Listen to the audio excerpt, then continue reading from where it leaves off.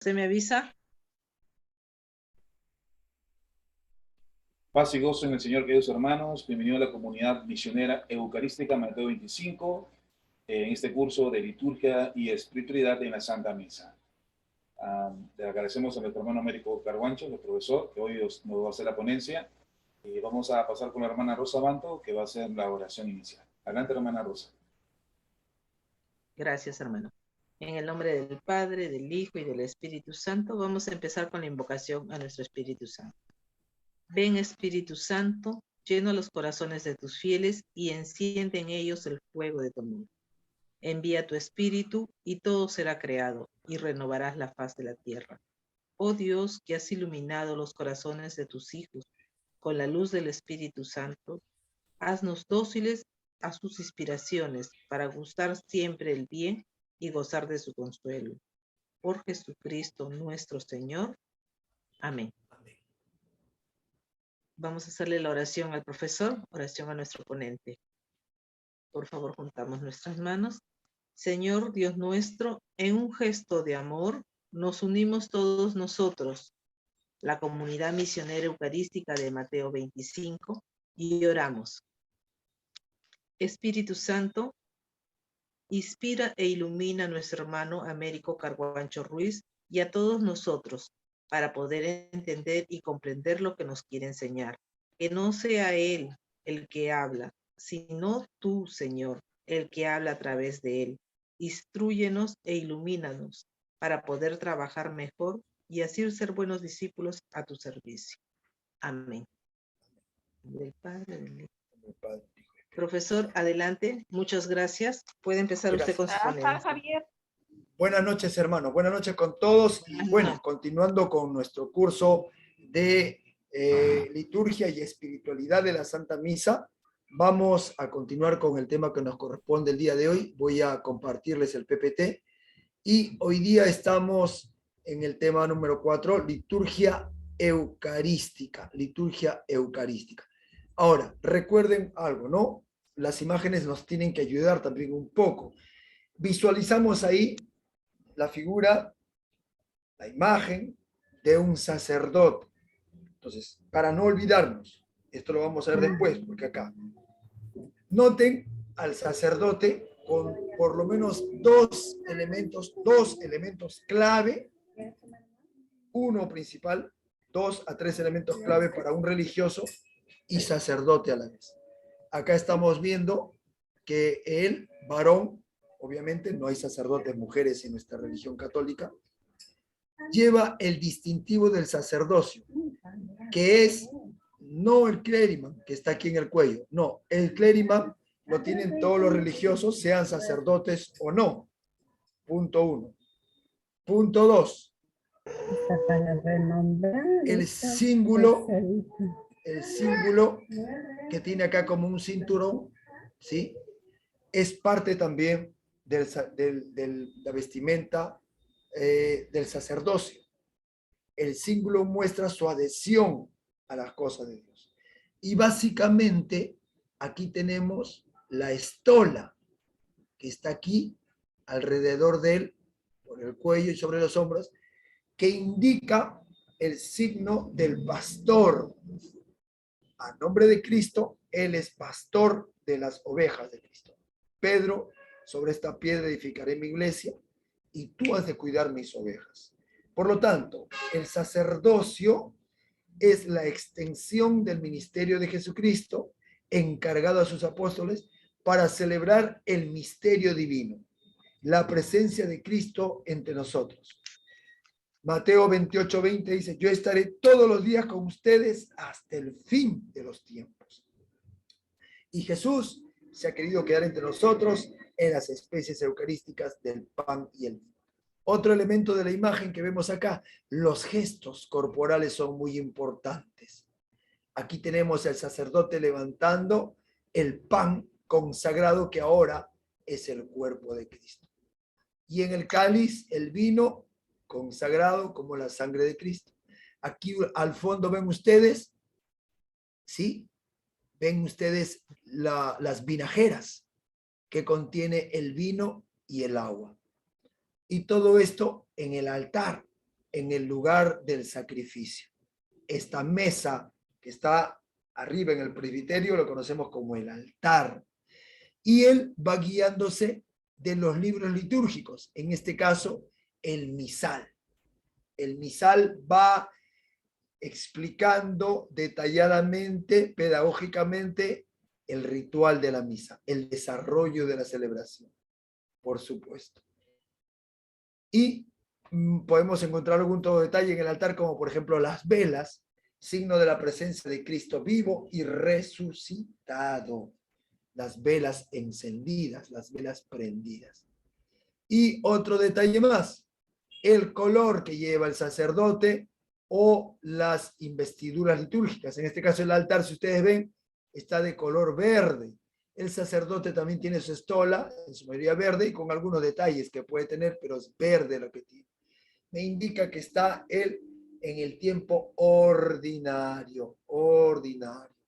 Más adelante, o si no en otra clase, voy a enseñarles también a ustedes dentro del año litúrgico los colores litúrgicos también para que podamos distinguir lo que estamos haciendo. Entonces, entramos con este tema de la liturgia eucarística. Hemos dicho dos cosas centrales.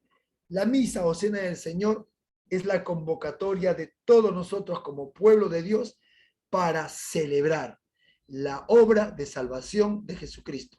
Lo que hacemos es un memorial, es decir, recuerdo y actualización. Punto 1. Y lo hacemos porque Cristo lo ha prometido, Mateo 18:20. Donde hay 2 o 3 reunidos en mi nombre, ahí estoy yo en medio de ellos. Esta promesa no debemos olvidar, porque cuando estamos en asamblea litúrgica, Cristo está en medio de nosotros. Esto es importantísimo, ¿sí? Seguimos con el instructor general del misal romano, en el número 28, dice, la misa consta de 2 partes.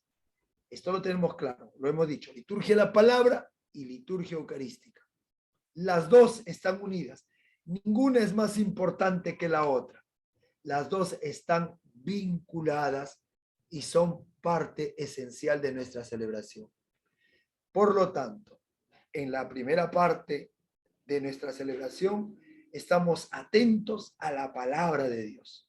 Estamos atentos a su instrucción. Estamos atentos al anuncio de las buenas nuevas que tiene para nosotros. Mientras que en la segunda parte, después de haber alimentado nuestra mente, nuestro corazón con su palabra, ahora va a alimentar nuestra alma con su cuerpo y con su sangre. ¿Para qué? Para caminar en este enorme trayecto que tenemos rumbo al reino eterno de Dios. Esto es nuestro alimento en la tierra para llegar a la vida eterna. Su palabra, su cuerpo y su sangre. Además, hemos remarcado que el sacerdote va a ser quien presida la celebración y va a obrar en la persona de Cristo. Entonces, a esto le llamamos en latín in persona Christi. Quiere decir que el sacerdote va a presidir la asamblea, pero es Cristo en la persona del sacerdote quien la va a presidir. Esto es importantísimo, entonces, no perder de vista. Hemos dicho además que la misa, lejos de estar dividida en 2 partes, tiene 4 momentos muy especiales. Además de la liturgia de la palabra y la liturgia eucarística, hay 2 ritos que acompañan a estos 2 momentos. Los ritos son acciones, son palabras, son gestos que nos permiten entrar de lo humano a lo divino, de lo corporal a lo espiritual, de lo mundano o del mundo a lo celestial. Entonces, es importante que nosotros participemos de estos ritos porque van a permitir que yo pueda participar de mejor manera, de manera consciente, activa y fructuosa de la liturgia. Si yo no participo bien de los ritos iniciales, probablemente no pueda sacar todo el provecho necesario de la liturgia de la palabra y la liturgia eucarística. Y ahí lo vemos. Los ritos iniciales tenemos, por ejemplo, elementos como la entrada, está el canto de entrada mismo, el saludo al altar junto con la señal de la cruz, el beso al altar, está el rito penitencial, está el gloria y las oraciones iniciales o la oración colecta. Todo esto para prepararnos a escuchar atentamente la palabra de Dios y asimilarla en nuestro corazón. En la liturgia de la palabra hay un diálogo entre Dios y su pueblo. Dios que nos habla a través de su palabra y nosotros que respondemos, amén, te alabamos Señor, gloria a ti Señor Jesús, roguemos al Señor, te lo pedimos Señor. Dios habla y el pueblo responde. Por eso es importante las respuestas en la misa. No es solamente quedarme callado, mover la cabeza o mirar lo que el Padre hace. No, no, no. Mi participación es activa, yo respondo. Y cuando respondo a lo que Dios me ha hablado, Dios actúa. Dios actúa. El tercer momento es la liturgia de la Eucaristía. Nosotros en la liturgia de la palabra hemos terminado presentando nuestras peticiones al Señor en la plegaria universal. Y ahora en la Eucaristía presentamos nuestras ofrendas. Como iglesia presentamos el pan y el vino. Pero de repente como comunidad queremos presentar algo más. Queremos presentar alimentos para los pobres. Pues daremos de repente fideos, arroz al altar para que pueda repartirse de la gente necesitada o donar o ofrendar ropa o dinero, qué sé yo. Pero todo lo que ofrendemos queda allí en el altar. No vale que después de la misa le pida, Padre, ¿me puede devolver mis camisetas que presenté, mis zapatillas que presenté? No, no, no, no. Eso queda allí. Y después de presentar las ofrendas, hay otro momento muy especial, la plegaria eucarística, la consagración. Esto lo vamos a ver ahora al detalle. Oraciones que me permiten a mí poder ser no solamente testigo, sino ser parte de lo que está sucediendo en el momento. Cristo está haciéndose presente en el pan y en el vino. Y a través de las oraciones me va santificando, me va sanando, me va fortaleciendo.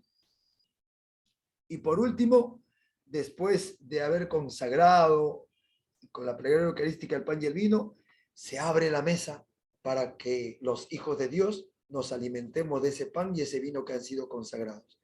En el rito de la comunión, con el Padre Nuestro nos hacemos hermanos y ahora todos comulgamos juntos. Para que después nos despidamos y salgamos con el saludo y la bendición de Dios. Ahí tenemos entonces la estructura de la misa. 4 momentos marcados. Ritos iniciales, liturgia de la palabra, liturgia eucarística y rito de conclusión. Aquí tenemos los 2 primeros momentos en imágenes. ¿Por qué? Porque acá, aparte de ello, estamos viendo 4 detalles muy importantes. Lo primero, el color. En este caso acá, por ejemplo, veo de color verde. Es el tiempo ordinario. Ah, hermano, y si fuera Navidad, será de color blanco. ¿Así? Y si fuera en Cuaresma, color morado. Y si fuera la Pascua, color blanco. Sí, no sabía, hermano, sí. Y si fuera una misa de la Virgen María, color celeste. Entonces, van cambiando los colores de acuerdo a la celebración y al tiempo litúrgico que estemos celebrando. Punto 1. Punto 2. El sacerdote, junto con el pueblo, tiene posturas corporales y gestos que hay que comprender. Los gestos del sacerdote no necesariamente son los gestos del pueblo. Hay gestos que compartimos con el sacerdote, pero no todo lo que hace el sacerdote como gestos tenemos que hacerlo nosotros. Si el sacerdote levanta la mano, no necesariamente tenemos que levantar la mano nosotros. Eso lo digo de entrada porque a veces el sacerdote levanta la mano, yo también. Oremos, levanta la mano él, yo también estoy levantando mi mano. No. Entonces hay que tener en cuenta eso como segundo lugar. En tercer lugar, hay que distinguir los lugares del templo. Una cosa es el altar o el presbiterio, donde está el sacerdote. Otra cosa la nave, donde estamos nosotros, el pueblo. Pero intercambiamos oraciones, intercambiamos respuestas y en medio de nosotros está Dios. Entonces vamos a ver. los ritos iniciales, para recordar y puntualizar algunas cosas que ya tenemos apuntado, pero ahora me estoy basando ya en los libros litúrgicos, en los documentos de la iglesia, para entender dónde está. Recuerden lo que significa OGMR, ¿sí? Significa Ordenación General del Misal Romano, el documento que estoy leyendo. ¿Ya?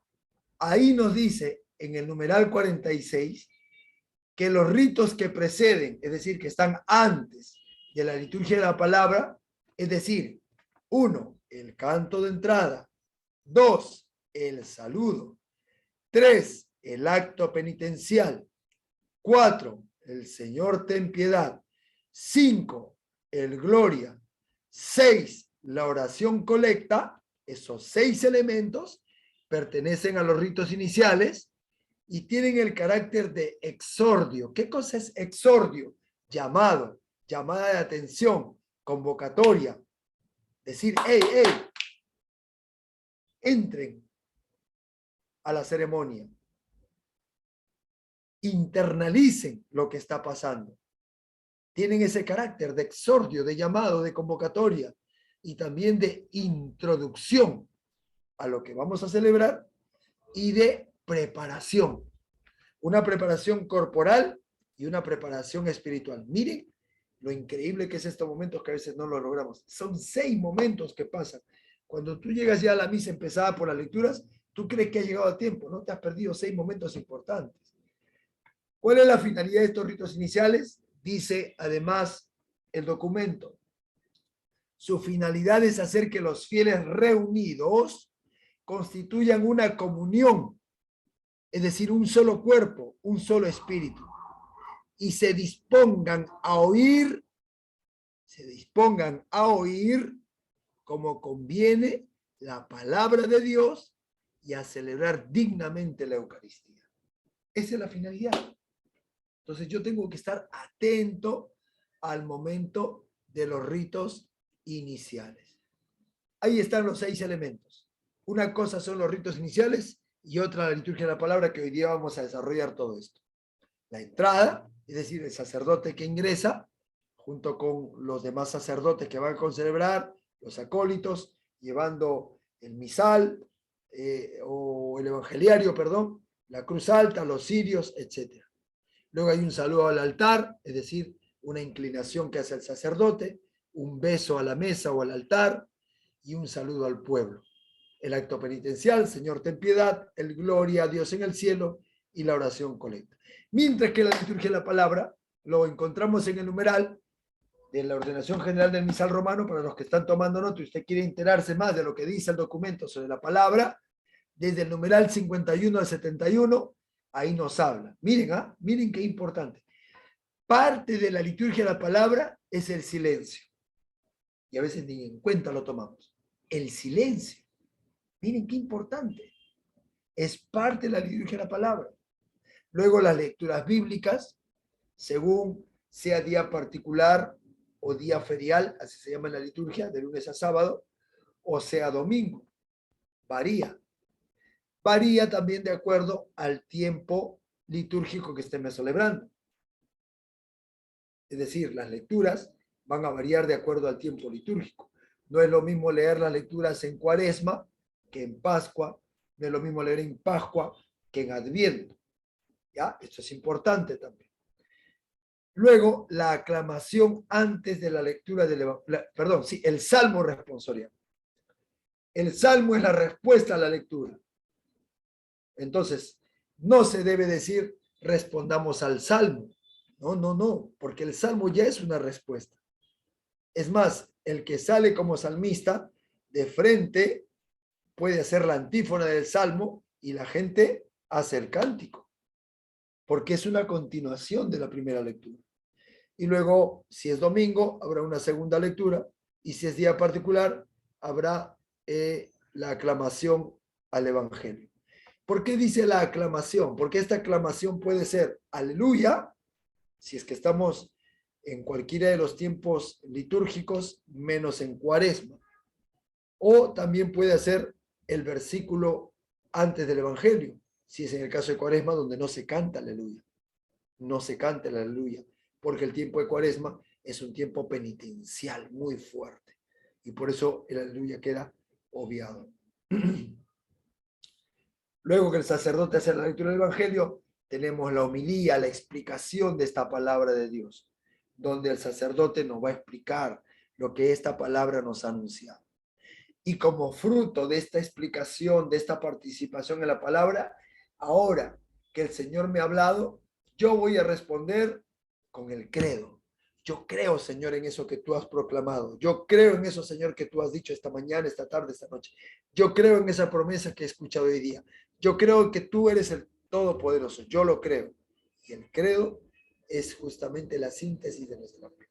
Para terminar, ahora sí, como somos creyentes y creemos que Dios está en medio de nosotros y que actúa con poder, pues ahora vamos a suplicarle, vamos a pedirle a Él, en quien creemos, nuestras necesidades.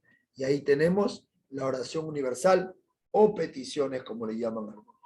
Vamos a ver, hermanos, un poco de esto al detalle, a ver cómo vamos.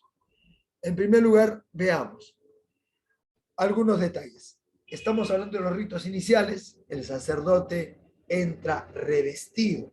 ¿Qué quiere decir de revestido? Que usa una indumentaria, que van a decir al que está mirando, él es el que está ahora en el nombre de Cristo.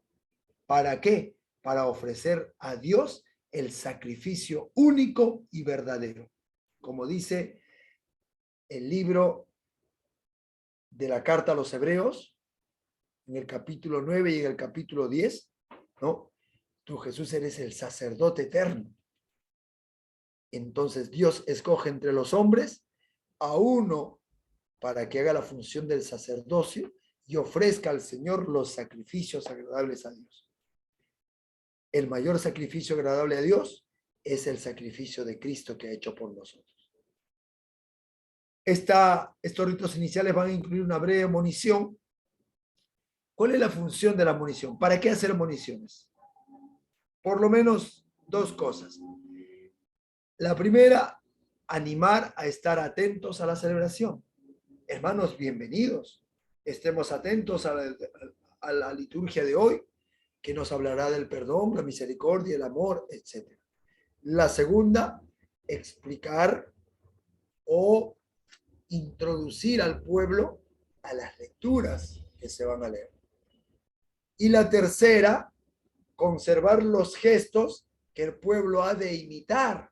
Si yo soy monitor, no puede ser pues que esté con los brazos cruzados, con las piernas cruzadas, sentado de mala manera, mis manos encima del ambón. No, mi postura corporal va a hacer que el pueblo me vea y yo pueda imitar al monitor. Por eso se llama monitor, el que va guiando la asamblea a los fieles en el sentido corporal, visual, con las respuestas.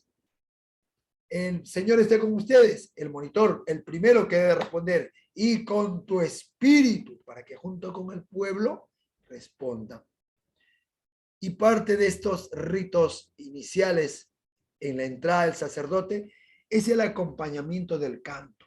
El canto de entrada resalta la intención de lo que vamos a celebrar. Resalta la intención. Si estamos en Pascua, Cuaresma, Adviento, el canto debe reflejarlo. Por eso se debe escoger muy bien, con criterio. Si uno hace un buen canto inicial, hermanitos, si uno hace un buen canto inicial, te aseguro que más del 40% de la misa está allí. Porque ya me va a introducir a lo que vamos a celebrar. Y por ello, tenemos también a los que acompañan al sacerdote, los acólitos, o a veces están los sacerdotes con celebrantes. Está la cruz alta. La cruz alta es signo de Cristo, Salvador nuestro. Y la luz significa a Cristo resucitado. Es el cirio pascual. No va a llevar todo el cirio, obviamente, por todo lo que contiene, pero en la luz de Cristo. Yo soy la luz del mundo, dice el Señor.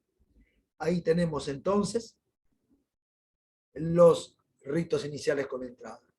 Ahí tenemos la procesión de entrada. Ustedes ven ahí los acólitos, las luces, y atrás, por ejemplo, está el sacerdote que preside. En este caso está Monseñor Carlos Castillo entrando de esa forma, ¿sí? El arzobispo. Y mientras el pueblo está de pie, participando con el canto.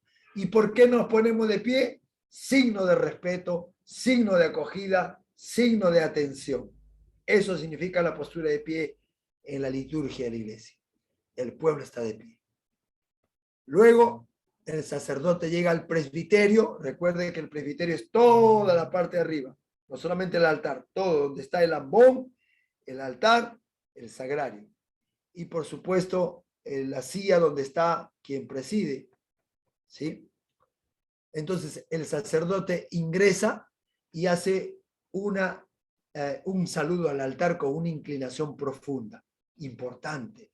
Es la muestra del saludo de parte del sacerdote a Dios con sumo respeto al altar y, por supuesto, con una inclinación profunda. Luego va hacia el altar y como signo de veneración va a besar el altar, porque el altar representa a Cristo y lo va a besar. Y luego, si las circunstancias lo ameritan, va a incensar el altar. Con el incienso lo va a pasar alrededor del altar. Va a incensar también la cruz del altar como signo de respeto, como signo de adoración, como signo de nuestras oraciones que se elevan a ti, Señor. Cuando el canto de entrada termina, el sacerdote ahora está en la sede. ¿Qué cosa es la sede? La sede es el lugar desde donde el sacerdote va a presidir la asamblea. No se olvide. Y desde la sede se signa con la señal de la cruz. Repito, se signa con la señal de la cruz. La signación o señal de la cruz es una cosa. Signarse es lo mismo que hacerse la señal de la cruz. Otra cosa es persignarse. ¿Ya? No te olvides. Signarse es en el nombre del Padre, del Hijo y del Espíritu Santo. Amén. Signarse. Persignarse es hacerse las tres cruces. Por la señal de la Santa Cruz de nuestros enemigos, líbranos, Señor Dios nuestro. Entonces, aquí solamente nos signamos. Nos signamos. Y ya voy adelantando. En cambio, en el Santo Evangelio, no nos signamos, nos persignamos en el Santo Evangelio. Esto lo vamos a ver ahorita, pero ya para los que están tomando nota, y las diferencias. Signarse no es lo mismo que persignarse. Después, el sacerdote que ha hecho la señal de la cruz junto con el pueblo, en el nombre del Padre, del Hijo y del Espíritu Santo, el pueblo responde amén, saluda al pueblo. ¿Sí? Entonces, eso vamos a ver ahora, si por aquí tengo esos saludos, para verlo en la práctica. Ahí está, el beso al altar, como signo de respeto, de adoración, veneración a Cristo. La asignación que el sacerdote hace con la señal de la cruz, empezando por la frente, se hace la cruz junto con el pueblo, y el saludo que hace el presidente de la asamblea a todo el pueblo. Luego, si la ceremonia lo amerita, en algunos casos, va a incensar el altar como signo de veneración, respeto, adoración y por supuesto en nuestras oraciones al Señor. Va a ir a un costado, va a poner el incienso, el incensario, y él mismo va a ir alrededor del altar incensando el altar. ¿Ok? Y miren acá, aquí está el misal con letras rojas. Las letras rojas nos indican lo que se ha de hacer. Esto no se lee, son los indicadores. Cuando yo voy al altar y me dicen, oye, lee el misal o lee el leccionario, lo que está en rojo no se lee. Son indicaciones para el lector. Entonces dice acá, reunido el pueblo, el sacerdote va al altar, entona el canto de entrada, mientras tanto el pueblo llega al altar, el sacerdote con los ministros hacen la reverencia, besa el altar, lo inciensa si es oportuno, todo lo que hemos visto en imágenes, y luego se dirige a la sede. La sede es la silla o el sillón donde se va a sentar quien preside la asamblea. Terminado el canto de la asamblea, el sacerdote y los fieles de pie se santiguan mientras el sacerdote dice, en el nombre del Padre, del Hijo y del Espíritu Santo, amén. Así se responde. ¿Ok? Pero ojo, ojo. También puede haber otros saludos. Atención acá. El sacerdote extiende las manos, saluda al pueblo con una de estas fórmulas. El Señor esté con ustedes, con tu espíritu. O también puede decir, la gracia de nuestro Señor Jesucristo, el amor del Padre y la comunión del Espíritu Santo esté con ustedes y con tu espíritu. O también puede decir, la gracia y la paz de parte de Dios nuestro Padre y de Jesucristo el Señor esté con todos ustedes y con tu espíritu. O también puede decir, el Señor que dirige nuestros corazones para que amemos a Dios esté con ustedes y con tu espíritu. ¿Se dan cuenta? Hay muchos saludos, mírenme. La paz, la caridad y la fe de parte de Dios Padre y de Jesucristo el Señor esté con ustedes. Todas estas son fórmulas que salen de la Biblia, propias del apóstol San Pablo, como hemos dicho en la sesión anterior, que hacía en sus introducciones a sus cartas a las comunidades cristianas. Se llaman el saludo paulino. ¿Sí? Ahí está. Y con tu espíritu es la respuesta. Luego de que ha hecho el saludo, viene el acto penitencial. El sacerdote ahora va a invitar al pueblo después de un breve silencio. Miren acá, qué interesante es esto. Después de un breve silencio, el sacerdote va a invitar al pueblo a una pausa silenciosa.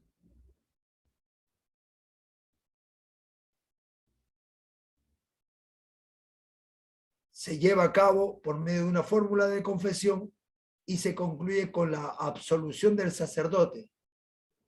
Miren, acá hay otra cosa importante que hemos dicho y que hay que aclarar. Primero, acá es el primer momento de silencio. El sacerdote invita al acto penitencial y hay un breve silencio. ¿Para qué este silencio? Para que entremos en nuestro interior y vayamos reconociendo las faltas, aquellas cosas que no hemos hecho conforme a la voluntad de Dios. Pero, llegado a cabo de la fórmula, se concluye el acto penitencial, después que hacemos la oración de yo confieso, todo, se concluye con la absolución del sacerdote. ¿Qué significa absolución? El perdón. Pero ojo, ojo, para que no te acabe lo que dice. Se concluye con la absolución del sacerdote que, no obstante, carece de la eficacia del sacramento de la penitencia. Es decir, que la absolución no reemplaza la confesión sacramental. ¿Ok? La absolución que hace el sacerdote en el acto penitencial no reemplaza el acto penitencial. El acto penitencial borra los pecados mortales. Los pecados veniales es lo que entra en el acto penitencial. Pero ojo, si yo tengo pecado venial tras pecado venial tras pecado venial, es necesario que también lo confiese. Esto es importante. ¿Sí? Hay un detalle muy importante. En el tiempo pascual, en vez de hacer el yo confieso o el acto penitencial, el sacerdote a veces puede hacer la bendición, ya no hace la oración del yo confieso, pero hace en su lugar la aspersión del agua del bautismo. ¿Ok?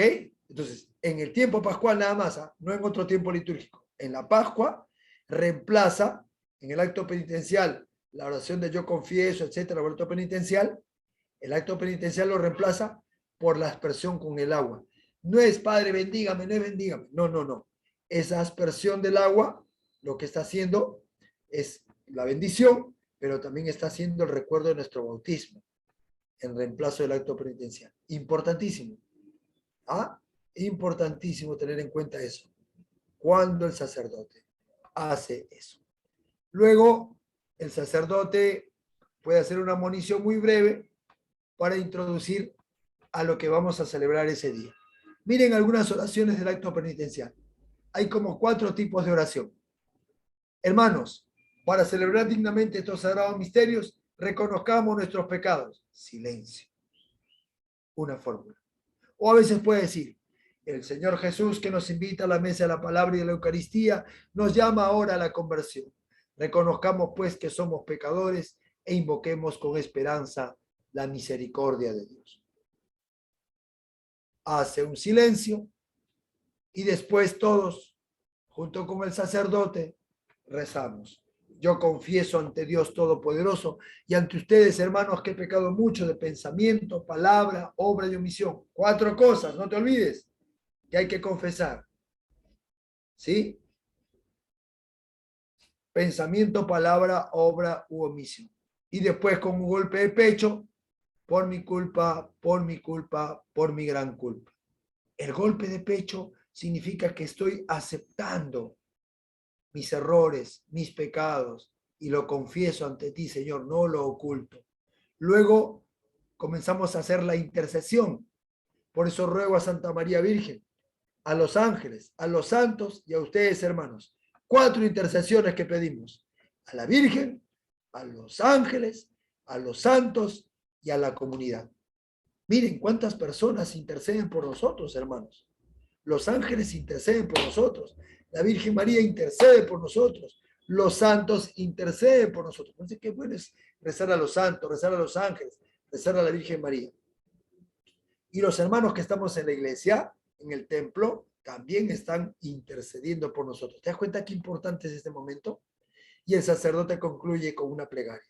Dios Todopoderoso tenga misericordia de nosotros, perdone nuestros pecados y nos lleve a la vida eterna. El pueblo responde, amén.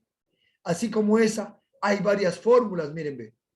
Hay otra que dice, al comenzar la celebración eucarística, pidamos a Dios que nos conceda la conversión de nuestros pecados. Así obtendremos la reconciliación y se acercará nuestra comunión con Dios Todopoderoso. ¿Sí? O también dice, humildes y penitentes como publicado en el templo, acerquémonos al Dios justo y pidámosle que tenga piedad de nosotros, que también nos reconocemos pecadores. Ahí está. ¿Sí? O hay otra que dice así. El sacerdote dice, reconozcamos que somos pecadores. Y dice, Señor, ten misericordia de nosotros. Y nosotros respondemos, el pueblo responde, porque hemos pecado contra ti. El sacerdote continúa, muéstranos, Señor, tu misericordia. Y el pueblo responde, y danos tu salvación. Esta es otra fórmula que ese es el sacerdote y si no sabemos, el pueblo está callado. Esto es importante. ¿Ya? Esto es importante también como respuesta. Otra fórmula que tiene. ¿Ya?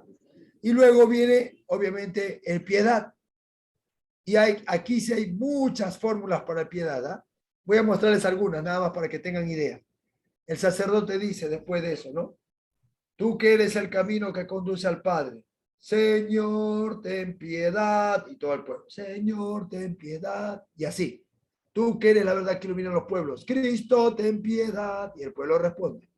Ahí tenemos una fórmula de el piedad. Aquí hay otra. Tú que eres la plenitud, la verdad y la gracia. Señor, ten piedad. Igual. Tú que has hecho pobre para enriquecernos. Cristo, ten piedad. Tú que has venido para hacer de nosotros tu pueblo santo. Señor, ten piedad. Esa es otra fórmula. Hay otra tercera fórmula. Tú que no has venido a condenar, sino a perdonar. Señor, ten piedad. Tú que has dicho que hay gran fiesta en el cielo por un pecador que se arrepiente. Cristo, ten piedad. ¿Te das cuenta? Hay varias fórmulas y muy bonitas y profundas. Otra cuarta fórmula. Tú que has venido a buscar al que estaba perdido. Señor, ten piedad. Tú que has querido dar la vida por rescate por todos. Cristo, ten piedad. Tú que reúnes a tus hijos dispersos. Señor, ten piedad. Miren qué increíble. Miren la cantidad de oraciones, hermanitos, lo rico que es nuestra liturgia. Aquí, de verdad, yo ya debería estar arrepentido, dolido, con el corazón compungido ante tales oraciones. Si pudiéramos escuchar, si supiéramos oír atentamente y profundizar en la oración, hermano, te aseguro que llegaríamos a la lectura de la palabra de Dios llorando. Miren lo que dicen estas oraciones. Tú que ofreciste el perdón a Pedro arrepentido, Señor, ten piedad. Tú que prometiste el paraíso al buen ladrón, Cristo, ten piedad. Tú que perdonas a todo hombre que confía en tu misericordia, Señor, ten piedad. Tú que cargaste con nuestros pecados, Señor, ten piedad. Tú que te humillaste hasta la muerte, Cristo, ten piedad. Tú que te inmolaste por todos los hombres, Señor, ten piedad. Y así tenemos 8, 9, 10 peticiones. Increíble. Para los domingos, después de hacer el ten piedad, cantamos el gloria, el himno de gloria. El himno de gloria también es un canto precioso que a veces no lo sabemos hacer. El himno de gloria es un himno trinitario. Trinitario. ¿Por qué? Porque consiste en dar gloria a Dios. ¿Sí? En primer lugar, esta es la primera parte del gloria. Gloria a Dios en el cielo y en la tierra paz a los hombres que ama el Señor por tu inmensa gloria. 1, te alabamos. 2, te bendecimos. 3, te adoramos. 4, te glorificamos. 5, te damos gracias, Señor Dios, Rey celestial, Dios Padre Todopoderoso. Ahí lo tienen. La primera parte dedicada a Dios Padre. Luego el gloria sigue. La segunda parte de gloria dedicada a su Hijo, a nuestro Señor Jesucristo. Importante, importante. Señor, Hijo único Jesucristo. Señor Dios, Cordero de Dios.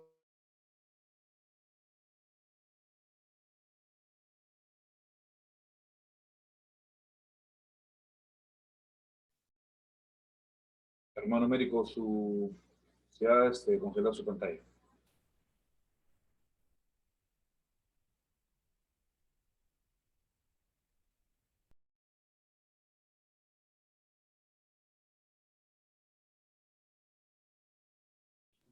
Correcto. ¿Sí? ¿Me confirman si lo ven? ¿Me confirman? Amén. Entonces, ahí, Señor Hijo único Jesucristo, Señor Dios, Cordero de Dios, Hijo del Padre, tú que quitas el pecado del mundo, ten piedad de nosotros. Tú que quitas el pecado del mundo, atiende nuestra súplica. Tú eres santo, eres Señor.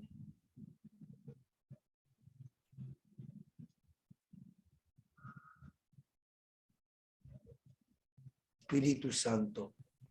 Es trinitario, gloria. Con el Espíritu Santo, en la gloria de Dios Padre. Amén. Si hay un canto de gloria, tiene que ser un canto trinitario. Esto advierto, porque a veces los coros se olvidan de esto. Cantan gloria, gloria, gloria, pero no aparece la Trinidad. Si no aparece la Trinidad, no es un canto de gloria. Está mal hecho, no es litúrgico. Entonces, cuando acaba el himno de gloria, entramos a la oración colecta. La oración colecta. Importantísimo tener en cuenta 2 detalles en la oración colecta. ¿Sí? El sacerdote va a decir la palabra clave. Oremos. ¿Y qué hacemos todos? ¿Qué hace el pueblo? Y todos, junto con el sacerdote, acá viene el segundo silencio. Oran en silencio durante unos momentos. Por el amor de Dios, acá también hay un silencio que a veces no respetamos. Oran en silencio por breves momentos. Segundo silencio de la noche. Después el sacerdote, con las manos extendidas, dice la oración colecta. ¿Te das cuenta? Acá no dice, luego el pueblo y el sacerdote extienden las manos. No, acá nosotros estamos con las manos juntas, a la altura del pecho, como signo de oración junto al sacerdote. Él levanta las manos en la persona de Cristo y dice la oración colecta. Y siempre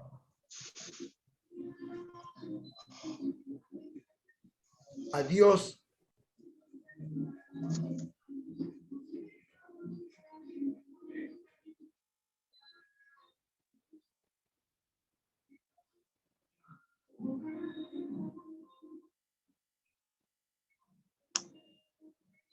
Amén. No se olviden, nuestras oraciones son al Padre en la persona de Cristo.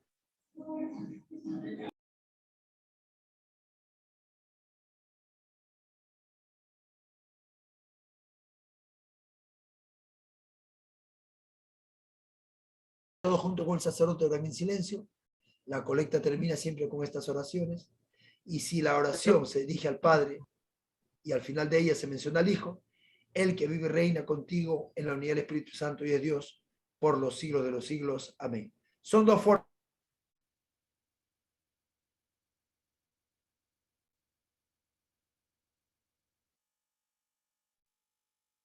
Espíritu Santo y es Dios por los...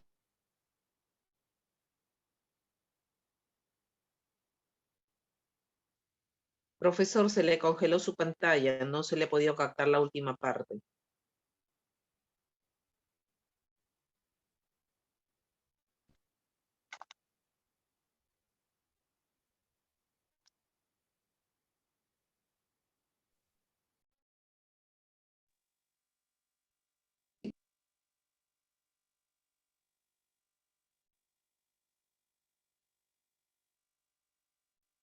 Américo, ¿Sí?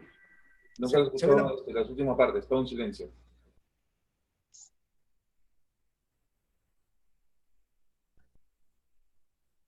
¿Se me escucha? ¿Se me escucha? Se cortó donde acabamos el digno sacerdote con las manos juntas, dice oremos. Ahí no se le escuchó casi nada. Entonces empieza la oración colecta con el oremos. Y todos, como dice acá la rúbrica, recuerden, cuando ve usted en rojito, cuando ve en rojo, se dice rúbrica. Son las indicaciones que hay en el misal para el...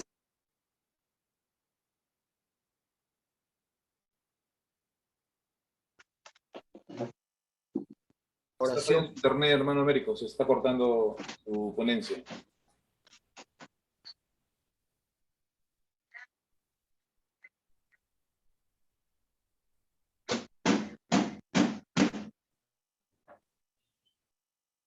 Ok, muy bien. Estamos entonces en la oración colecta. ¿Nos escuchamos, Omar? Sí, hermano, ahora sí lo estoy escuchando. Ok, entonces, en la oración colecta, todos junto con el sacerdote oran en silencio unos minutos. Después el sacerdote con las manos extendidas dice la oración colecta. Es decir, ¿por qué llamamos colecta? Porque él ahora va a pedir a todos sus intenciones, las particulares, las que han traído. Y en ese momento de silencio es cuando tu hermano, tu hermana, debes, por el amor de Dios, debes elevar a Dios tus intenciones, tus necesidades, tus agradecimientos, lo que hayas llevado a la misa. Ahí es el momento. Y el sacerdote va a hacer la oración y va a terminar de dos maneras. Con cualquiera de estas formas puede terminar la oración colecta. Puede decir al final de la oración colecta, después de haber recibido tus intenciones y haber hecho la oración de la misa con todos, decir al final, por nuestro Señor Jesucristo, tu Hijo, que vive y reina contigo en la unidad del Espíritu Santo y es Dios, por los siglos de los siglos. Amén. O puede decir, el que vive y reina contigo en la unidad del Espíritu Santo y es Dios, por los siglos de los siglos. Amén. ¿Sí? Son las dos maneras como puede terminar. Y entramos así a la liturgia de la palabra propiamente. A la liturgia de la palabra. ¿Nos escuchamos, hermana Betty? Entramos a la liturgia de la palabra propiamente. Sí, sí, escuchamos. Amén, amén, amén. Entonces, atención acá, atención acá. Miren, lo que dice la rúbrica, el lector va al ambón, ¿correcto? Primera cosa, ¿dónde voy a leer, hermano? El ambón, no el atril, el ambón. Y lee la primera lectura. Todos escuchan sentados. Recuerda, la postura del sentado es la del discípulo, la del oyente, la del aprendiz, la de quien está atento a la palabra de Dios. La postura del sentado. Recuerden lo que dijimos la semana pasada ya, la postura del parado, del que está de pie, la postura del orante, la del orante. Todos los ritos iniciales por eso hemos estado de pie. Ahora pasamos a sentarnos, la postura del escucha, del discípulo, del que quiere aprender. Y luego más adelante estaremos en la postura de rodillas, del adorador, del que está frente a su Dios. Ahora estamos sentados. El lector comienza la lectura y dirá, pues, según la lectura que le compete, palabra de Dios, y respondemos, te alabamos, Señor. Te alabamos, Señor.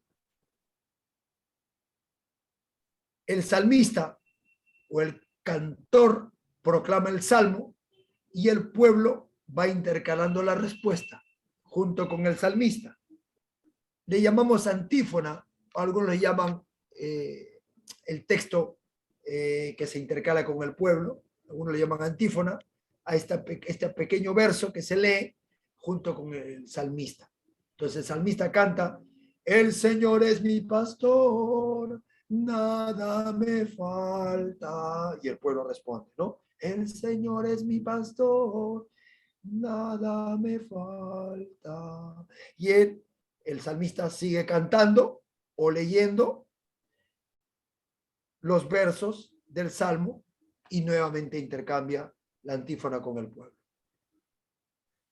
Si hay segunda lectura, se lee en el ambón como la primera para indicar el fin de la segunda lectura. También el lector dirá, palabra de Dios, te alabamos, Señor. Terminada la segunda lectura, entramos a recibir el Santo Evangelio. Y por eso cantamos aleluya. Pero miren, miren lo que dice la rúbrica en el misal, ahí en el número 12, con rojito, ¿sí? Miren lo que dice ahí, la rúbrica en el misal. Dice, sigue a continuación el canto del aleluya, ¿ya? Pero, o en tiempo de Cuaresma, se omite. No se lee en tiempo de Cuaresma el aleluya. En tiempo de Cuaresma no se lee el aleluya. Vamos a ver. Acá, ¿no? Acá voy a leer justamente acá. Ajá. Aquí. Voy a leer.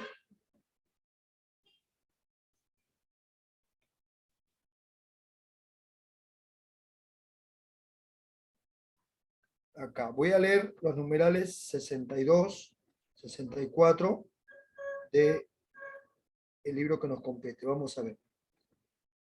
Miren, la aclamación que procede a la lectura del Evangelio. Estoy leyendo la ordenación general del misal romano, a los que están apuntando, el número 62. ¿Ya? El número 62. Miren lo que dicen, es importantísimo, hermanos. Después de la lectura que precede inmediatamente al Evangelio, es decir, la segunda lectura, se canta el aleluya u otro canto establecido por la rúbrica. Ya sabemos lo que son las rúbricas. Acá las indicaciones que están de rojo. Según las exigencias del tiempo litúrgico. ¿Ah? Según el tiempo litúrgico. Sigue escuchando, mira lo que dice. Esta aclamación del Evangelio constituye de por sí un rito o un acto en el que la asamblea de los fieles acoge. ¿Qué significa que estemos cantando aleluya? Que estamos acogiendo y saludando al Señor, que les va a hablar en el Evangelio. Miren qué bonito. Miren lo que significa el Evangelio. Cantar el Evangelio es un rito que significa que estamos acogiendo, que estamos dando la bienvenida, que estamos recibiendo a Jesús, que nos va a hablar en el Evangelio. Lo cantan todos de pie, presididos por el cantor o el coro, y si procede, se repite el verso que cante el cantor o coro. Ahora dice, el aleluya, escucha acá y apunta esto, el aleluya se canta en todos los tiempos litúrgicos fuera de la Cuaresma, o menos en la Cuaresma. ¿Entendiste? El aleluya, hermano, estamos en Cuaresma, cantamos aleluya. No, no has escuchado el curso que ha dicho el hermano Américo que leyó la ordenación general misal romano en el número 62, para los que están anotando. En el número 62 dice que el aleluya se canta en todos los tiempos litúrgicos, menos en la Cuaresma. ¿Ok? Eso es importante. En el tiempo de Cuaresma, dice además, en lugar del aleluya, se canta el verso que presenta el leccionario antes del Evangelio. Puede cantarse también otro salmo o tracto según la figura gradual, pero no aleluya. ¿Ok? Ahí estamos. Aquí estamos justamente leyendo eso. El aleluya no se canta en Cuaresma, es lo que hemos querido decir acá. Seguimos.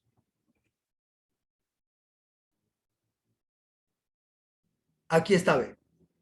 El aleluya que en tiempo de Cuaresma no se canta. ¿Ok? El sacerdote, algo que nunca escuchamos, cuando se acerca a leer el Evangelio, ¿has escuchado que el sacerdote se inclina ante la cruz? Esta es la oración que dice el sacerdote, mira, ve, y que casi nunca logramos escuchar porque es una oración en secreto que él va diciendo. El sacerdote, cuando va a leer el Evangelio, o se acerca al diácono que va a leer, el sacerdote va a bendecir, ¿se acuerdan? Uno no escucha lo que le dice. Uno ve que hace la señal de la cruz sobre él. ¿Pero qué dice? El Señor esté en tu corazón y en tus labios, para que pronuncies dignamente su evangelio. En el nombre del Padre, y del Hijo, y del Espíritu Santo. Amén. ¿Ok? Eso es lo que dice el sacerdote al diácono cuando va a leer el evangelio. Ahí está. Hasta acá hemos tenido toda esta parte. Luego haremos el credo. El credo contiene, miren cuántas cosas. En total el credo, y mira, lo vamos a ver, ¿eh? Tiene 16 partes. Vamos a verlo al detalle en chiquito, ¿ya? Miren, todos los domingos hacemos eso. ¿En cuántas cosas creemos? Aquí está. Se ve la imagen, ¿verdad? ¿Se ve, Rosita? Amén. Ok. Entonces, ahí estamos. Se ve aquí. Lo primero en que creemos. Creo en Dios Padre Todopoderoso. Es lo primero que creemos. ¿En qué más creemos?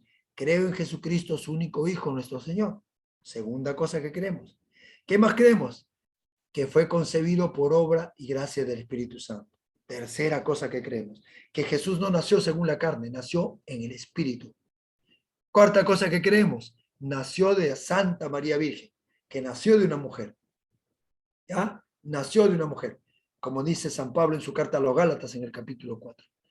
Y quinta cosa que creemos, padeció bajo el poder de Poncio Pilato, es decir, fue ajusticiado, fue sentenciado bajo poder humano, porque para eso vino, para ofrecerse por los hombres, ajusticiado por los hombres, como dice Isaías capítulo 52, sin tener culpa alguna, lo trataron como un pecador, fue crucificado, muerto y sepultado. Es la sexta cosa que creemos. Jesús murió. Y murió totalmente muerto como hombre. Murió en la cruz. Y tenía que morir en la cruz por nuestro pecado. Recuerda, hermanito, hermana, la cruz en la muerte de Jesucristo tiene conexión con Génesis capítulo 3, con el pecado original. Porque en el pecado original Dios da la sentencia. Cuando cae la tentación Eva y Adán, y comer el fruto prohibido, no manzana, hoy día no tengo tiempo para explicar eso, no manzana, por el amor de Dios, comen el fruto prohibido, viene la sentencia de Dios en Génesis 3:15, pongo enemistad entre ti y la mujer, le dice la serpiente, figura del demonio, entre tu descendencia y la suya, ella te pisará la cabeza. ¿Quién? ¿La mujer? No, la descendencia de esta mujer pisará tu cabeza. Pongo enemistad entre ti y la mujer, entre tu descendencia y la suya. Ella, la descendencia, te pisará la cabeza. ¿Y quién es la descendencia de esta mujer? El Hijo de Dios, Cristo. Y por eso Gálatas 4:4 dice, llegado el final de los tiempos, El Hijo de Dios se encarnó en una mujer, nació de una mujer, nació bajo la ley. Y ahí está en la cruz. ¿Por qué? Porque si el tentador venció en un árbol e hizo caer al hombre, al primer Adán, Cristo es el segundo Adán, quien muerto en un madero vencería la muerte con su resurrección. Eso lo dice también una plegaria eucarística que lo vamos a ver en la siguiente clase. Ahí está. La séptima cosa que creemos, que descendió a los infiernos. Acá, por favor, escúchenme y entienda bien y apunte. Cristo descendió a los infiernos. ¿Ya? Ah, ¿qué, hermano? ¿Qué hizo? ¿Qué? ¿Se fue a hablar con Satanás, con Lucifer al río? No, ¿por qué? ¿No dice que descendió a los infiernos? No, no, no, por favor. Acá no es que Cristo se fue al infierno. No está hablando del infierno donde está Satanás. Está hablando de los infiernos. En el lenguaje bíblico, los infiernos es el lugar de reposo donde estaban los que murieron antes de Cristo. ¿Sí? ¿Dónde estaba Abraham, Isaac, Moisés, Jacob? Si todavía no había resurrección. Cristo fue el primero en resucitar. Los demás que hay en la Biblia revivieron, pero luego murieron.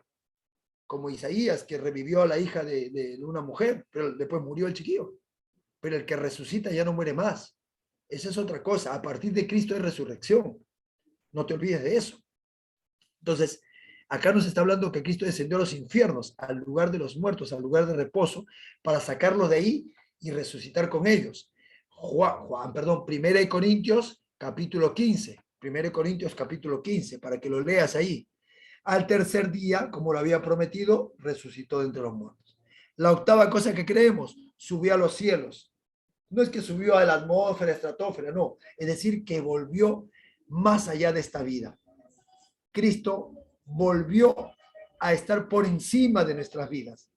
La vida eterna, la que está por encima, la encima nuestra. 8 cosas. Novena cosa que creemos. Está sentado a la derecha del Padre, está sentado a la derecha de Todopoderoso. Como dice Pablo en su carta a los tesalonicenses en el capítulo 3. Cristo ha sido puesto como el redentor de los hombres. Está a la derecha del Padre. Ahí está Jesús. Ven, siéntate a mi derecha, como dice la carta a los hebreos, ¿no? Siéntate a mi derecha. 8, 9, 10. Décima cosa que creemos. Cristo va a venir a juzgar a vivos y a muertos. Un día va a venir. Volverá. Juan capítulo 14. Juan capítulo 14. Si me voy, es que me voy a preparar en su lugar. Y luego vendré por ustedes para llevármelos donde yo esté. Mateo 25. Y volverá el Hijo del Hombre, diciendo, vengan a mí, bendito de mi Padre, porque tuve hambre, tuve sed, estuvieron conmigo. En el hospital, en la cárcel, me visitaron. Ahí será el día del juicio, Mateo 25. Y luego, creo en el Espíritu Santo. Claro que sí, Señor y dador de vida, el que está con nosotros, el que guía esta reunión, esta asamblea, esta clase, el que guía nuestra comunidad, el que guía nuestra parroquia. Creo en el Espíritu Santo. Creo en la Iglesia Católica, es decir, en la Iglesia Universal, católicos, universal, en la iglesia que Cristo fundó, en Pedro, en Mateo capítulo 16. Esta es en la iglesia que yo creo, en la que Cristo dejó. Creo en la comunión de los santos, es decir, que hay unidad entre nosotros que somos los santos de la tierra y los santos que están en el cielo y los santos que están en el purgatorio. Porque recuerda, la iglesia tiene estas 3 dimensiones. La iglesia purgante, que está en el purgatorio, la iglesia triunfante, que está en el cielo con Dios, y la iglesia peregrinante, nosotros, que estamos aquí en esta tierra. Creo en la Santa Iglesia Católica, creo en la comunión de los santos, creo en el perdón de los pecados, porque por su gracia estoy aquí, y como he sido perdonado, soy una nueva criatura, soy cristiano. Ahora, creo en la resurrección de la carne y en la vida eterna, por supuesto. Si Cristo resucitó, ¿cómo dice alguno de ustedes que la hay resurrección? 1 Corintios 15. Si Cristo no resucitó, entonces en vano es nuestra fe y somos los más infelices, por no decir miserables. Pero no, dice Pablo, Cristo resucitó, el primero de todos, y con él todos resucitaremos. Y el amén del Apocalipsis. Cristo es el amén, el todopoderoso, el que se va a cumplir. Hermanos, miren ustedes, y por supuesto, terminada la liturgia de la palabra y terminado el credo, terminamos pues con las peticiones o la plegaria universal. Después que el sacerdote invita, hacemos la oración universal. Y en las intenciones siguen en este orden. Termino con esto la clase. El numeral 69 de la Ordenación General del Misal Romano dice lo siguiente.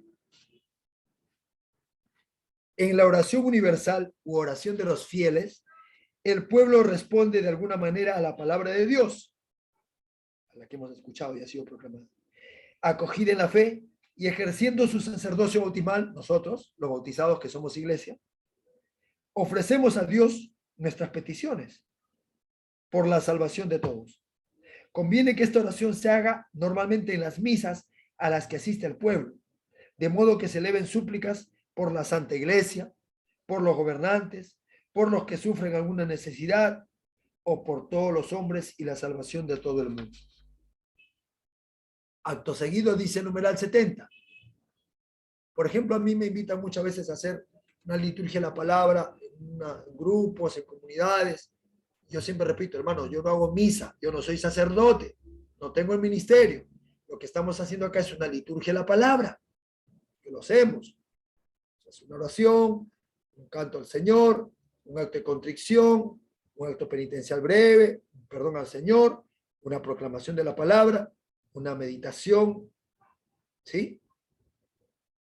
Una prédica, y luego hacemos unas invocaciones, una plegaria universal. ¿Y cuál es el orden, hermano? ¿Por dónde voy a pedir? Hoy día es su cumpleaños del padre, vamos a pedir por ahí. No, vamos a pedir por el club de alianza. No, hay que pedir por el presidente. No. Las peticiones tienen un orden. La primera se pide por la iglesia. La iglesia somos todos y es mundial. La segunda por los que gobiernan. Y en este caso, por los que gobierna la iglesia también, por el papa, los obispos, los ministros, etcétera. Pero también por nuestras autoridades, presidentes, ministros, autoridades gubernamentales, etcétera. Después, por los que sufren cualquier dificultad física o espiritual, llámese enfermedades, hospitalizados, etcétera. O los que están pasando grandes pruebas. Y luego, ya nuestras intenciones particulares, ¿no? Hoy día vamos a pedir por su cumpleañito del hermano Américo, 11 de marzo, cumpleaños, un agradecimiento, al último todavía. O de repente vamos a pedir por la comunidad aquí de la parroquia 12 Apóstoles, que cumple su aniversario, tal. O la comunidad Mateo 25, que hoy día celebra un aniversario más. Ahí están la comunidad local. ¿Ok? Entonces, de esta manera, hermanos, con esto se termina pues se termina la liturgia de la palabra, y después de ello entraremos a la segunda parte de la misa, que es la liturgia eucarística, que lo haremos en otra sesión. Gracias, hermanos, muchas gracias. Se dan cuenta que miren cuántas cosas hacemos en la misa, ¿no? Es increíble. A veces uno que duerme y no se da cuenta de estas cosas. Bueno, estoy lleno para cualquier pregunta o aporte, cuando lo disponga hermano Omar o quienes estén en la dirección de la... Hermano, estamos en este espacio que se llama Diálogos de Fe. Amén. Todas sus inquietudes que tienen pueden preguntarle al hermano Américo para que nos pueda responder. Tranquilo, no se caen los pelos, con paciencia.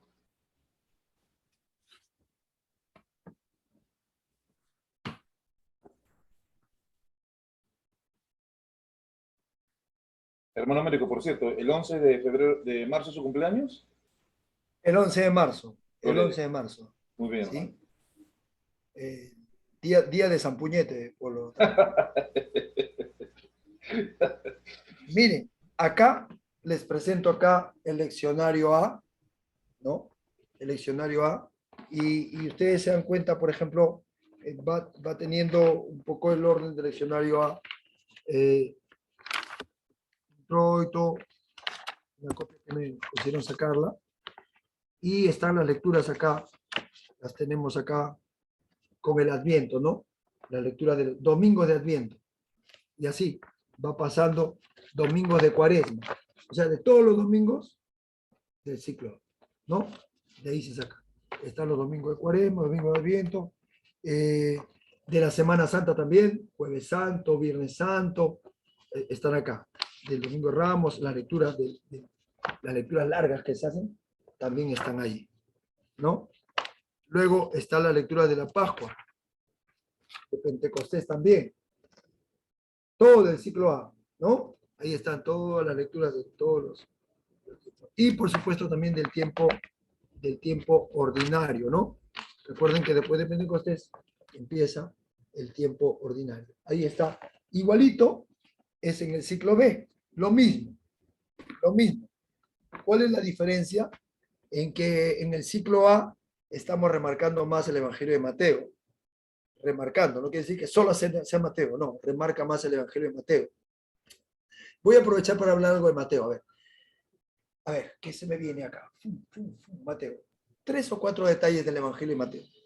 Primero, Mateo es uno de los apóstoles de Cristo, uno de los discípulos de Cristo. Mateo es judío y por lo tanto Mateo lo que está haciendo es predicar a las comunidades cristianas que provienen del judaísmo. Entonces, en el Evangelio de Mateo, lo que voy a encontrar es que Mateo me va a tratar de demostrar que Jesús es el Hijo de Dios prometido para su pueblo Israel y de Israel al mundo. Y por lo tanto, Mateo me va a presentar la genealogía de Jesús a partir de Abraham, ¿no? Cómo Jesús proviene desde el linaje de Abraham. ¿Para qué? Para decir que Jesús es el verdadero Mesías, es decir, el prometido, que tenía que venir por la promesa de Dios que le hizo desde Abraham, por todos los patriarcas, profetas, etc. Entonces, Mateo es un evangelio que me va a permitir a mí meditar, por ejemplo, sobre el Dios que viene a un pueblo y que se explaya a todo el mundo. Un pueblo que quiere, mucho habla Mateo de Cristo como el encarnado, el prometido, el cumplimiento de Dios. En cambio, Marcos, que está en el leccionario B, si tú te das cuenta, Marcos no era de los 12 discípulos. Marcos es de la segunda generación. Marcos va a conocer incluso después a Pablo, y Pablo tampoco es de los discípulos. Pero Marcos es fruto de la predicación de los primeros cristianos. Marcos tampoco es judío. Entonces lo que hace Marcos al aceptar el evangelio y cambiar su vida es predicar. Lo que hace Marcos es predicar a los cristianos que no provienen del judaísmo.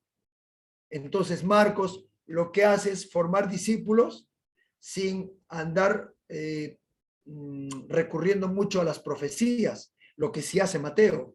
Mateo quiere demostrar que Jesús es el Mesías acudiendo a los profetas. Mateo mucho acude a los profetas, a Isaías, Jeremías. ¿Por qué? Porque quiere demostrar que Jesús es promesa. Marcos, en cambio, no. Lo que Marcos va a hacer es demostrar que Jesús es el Hijo de Dios por sus obras. Y por lo tanto, mientras que en Mateo tú encuentras el nacimiento de Jesús, porque tiene que demostrar que Jesús nació del linaje de Abraham, y lo va a demostrar con su nacimiento, Marcos no narra el nacimiento, porque a Marcos le interesa el Jesús que está predicando la conversión, el Jesús que está aceptando a todos, no solamente a judíos. Y por eso Marcos abunda mucho en milagros. Es un evangelio muy corto, muy fácil, muy bonito. Marcos abunda en milagros. Cuando uno quiere predicar a una comunidad, un barrio, escojan Marcos. ¿Por qué? Porque Marcos hace las cosas fáciles. Para gente que no le complica con leyes, ley de Moisés, no. Marcos explica. Y ellos que querían la ley de Moisés, pero Jesús vino y lo tocó, lo sanó, le habló. Es el evangelio cercano de Marcos. ¿Ok? Es corto también. El evangelio más corto, el de Marcos, tiene 16 capítulos. El Evangelio de Mateo, en cambio, tiene 28 capítulos, ¿eh? Te das cuenta que es casi el doble. Y el Evangelio, el año C, es el Evangelio de Lucas. Lucas, si tú revisas, tampoco pertenece a los 12 discípulos del Señor. Es más, Lucas, igual que Marcos, tampoco es judío. Lucas es griego. Y encima él es parte casi de la segunda generación. ¿A qué me voy con segunda generación o más? Miren, el primer evangelio, no el primer escrito, el primer evangelio que se escribe, evangelio no escrito en el Nuevo Testamento, el primer escrito en el Nuevo Testamento son cartas de Pablo, los tesalonicenses, más o menos el año 30, 40, por ahí, un poco más. ¿Ya? Pero el primer evangelio es el evangelio de Marcos. Marcos se escribe más o menos en el año 45, 50, algunos el 55 dicen, el 50 promedio, el evangelio de Marcos. Y para muchos autores, Mateo y Lucas toman pasajes de Marcos con algunas tradiciones orales y hacen su evangelio. Es decir, que Marcos para algunos sirvió de base para escribir los evangelios de Mateo y Lucas. Lucas, ¿qué hace? Lucas investiga, porque él no es de la cultura judía. Y en base a sus investigaciones, elabora su evangelio. ¿Cómo lo demostramos? Tú mismo eres. Mira, escúchame, no te muevas de ahí, no te vayas. Espera un poquito, voy a traer mi Biblia que está acá al lado. Es fácil de demostrar, hermanos. Ahí les paso un taller para que estudien con otro profesor, no conmigo si quieren, pero con otro. No es que yo me esté haciendo chévere, sino ustedes estudian los evangelios, de repente otro tallercito, ¿no? Miren lo que dice el evangelio de Lucas. Miren lo que dice el evangelio de Lucas, capítulo 1. Miren, para que se den cuenta. Lucas 1 dice, varias personas han tratado de narrar las cosas que pasaron entre nosotros a partir de los datos que nos entregaron aquellos que vieron y fueron testigos desde el principio y que luego se han hecho servidores de la palabra.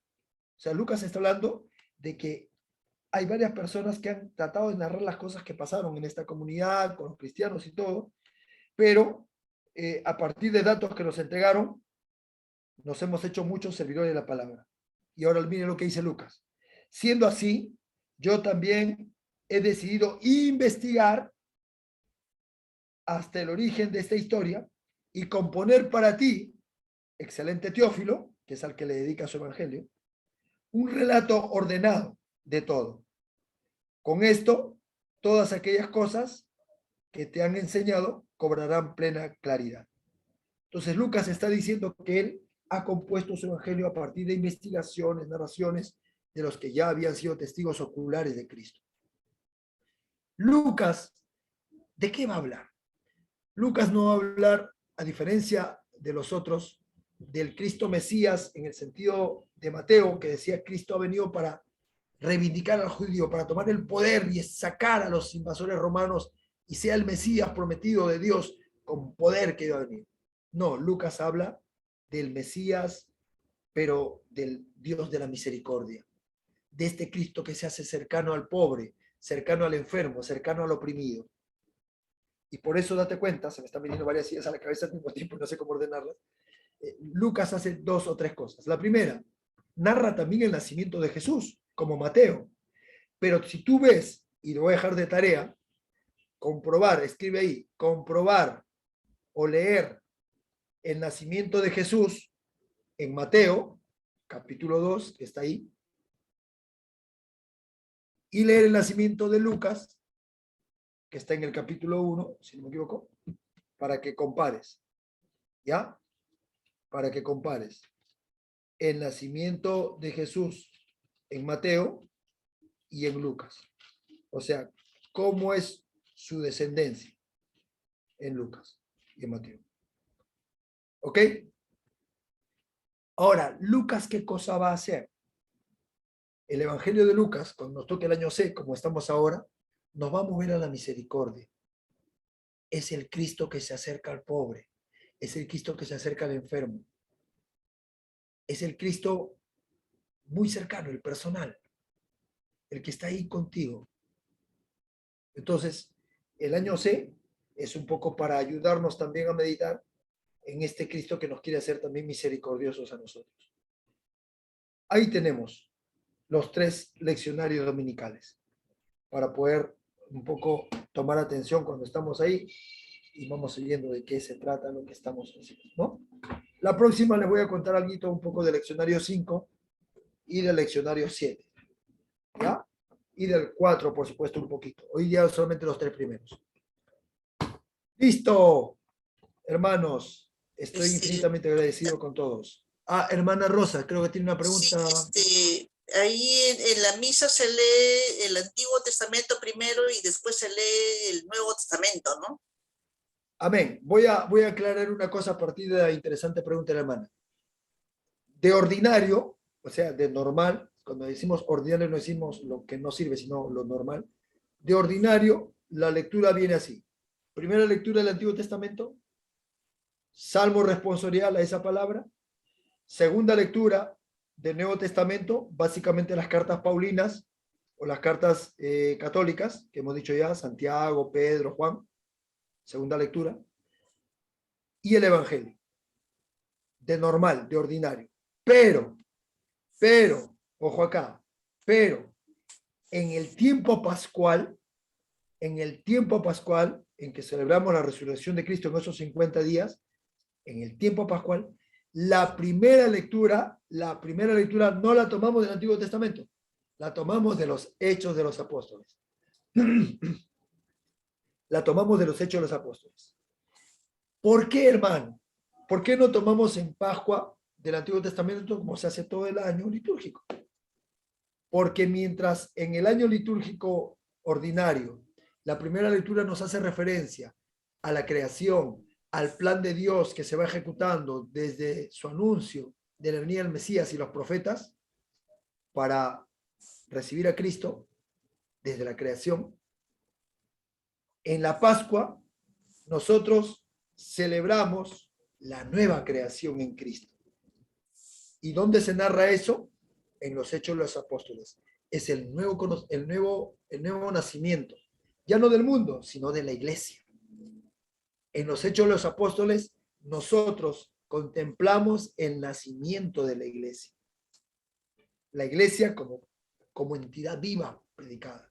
Muchos autores y sacerdotes van a decir, la iglesia no nació solamente en Pentecostés, nació en varios momentos. Nació cuando Cristo fue traspasado. Sí. Nació simbólicamente ahí, pero en actividad, como grupo humano que sale y predica, en los Hechos de los Apóstoles.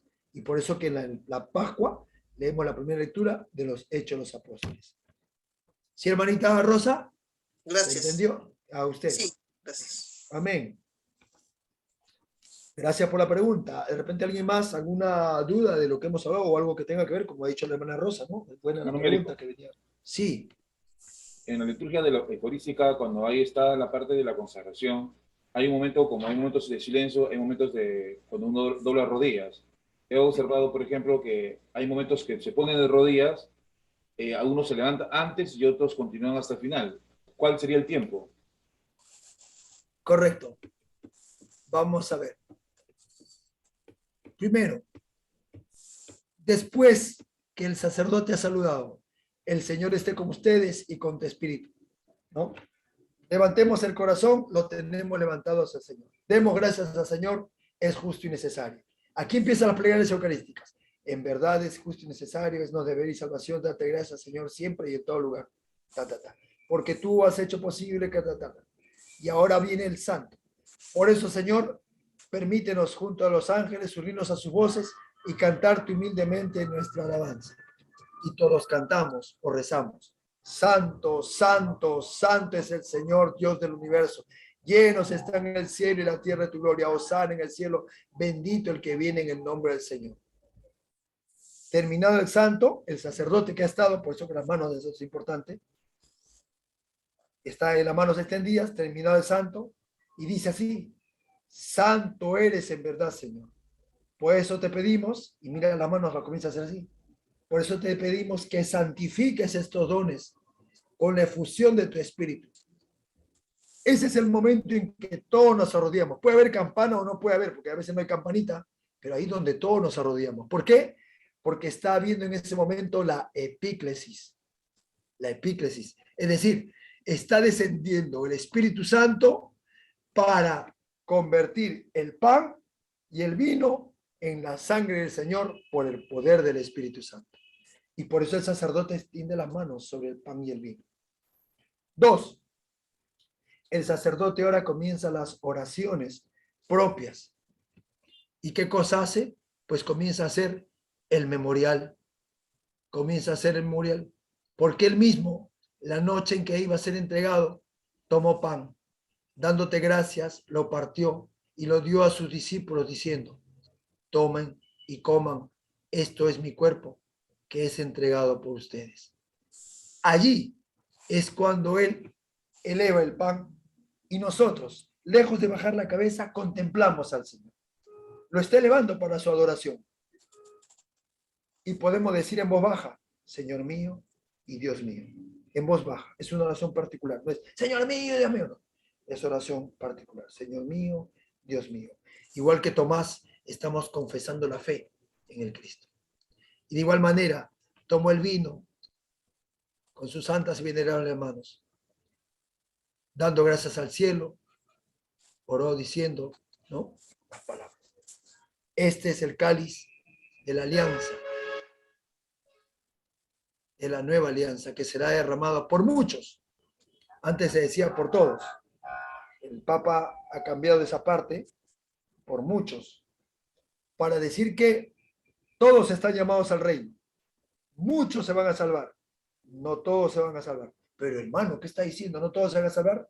No, porque la salvación está abierta para todos, pero para todos aquellos que crean en Cristo y que se entreguen al Señor. Hermano, y los que no logran escuchar al Señor y a Cristo, la misericordia de Dios lo verá. Pero si alguien escuchó palabra de Dios, está llamado a la conversión. Y si no lo hace, bueno, cada uno está siendo parte de su salvación por la decisión. Entonces, recuerden entonces ahí, la epíclesis. Ahí hemos invocado, a ver, lo explico rapidito, la plegaria eucarística, ¿ya? ¿Cómo empezó todo? Primero empezó con la acción de gracias. El sacerdote dice, no, te damos gracias, Señor, por eso, tal, tal. Luego la aclamación. Por eso te pedimos, Padre, a ti que eres santo y verdadero, y te cantamos junto con el santo, santo, santo, santo. Luego la epíclesis. Por eso, Padre, te pedimos que bendigas y conviertas este pan en tu cuerpo y en tu sangre, para que sean salvación nuestra. La epíclesis. Luego la narración de la institución de la Eucaristía. La narración de la institución. Por eso, la noche en que iba a ser entregado, tomó pan de tal, tal, tal. Tomó el vino con sus santas y venerables manos y lo va a consagrar. Y luego de consagrar el pan y el vino, va a hacer lo que se llama la anamnesis o anamnesis. Anamnesis. A-N-A, anam, con M después, anamnesis. Anamnesis.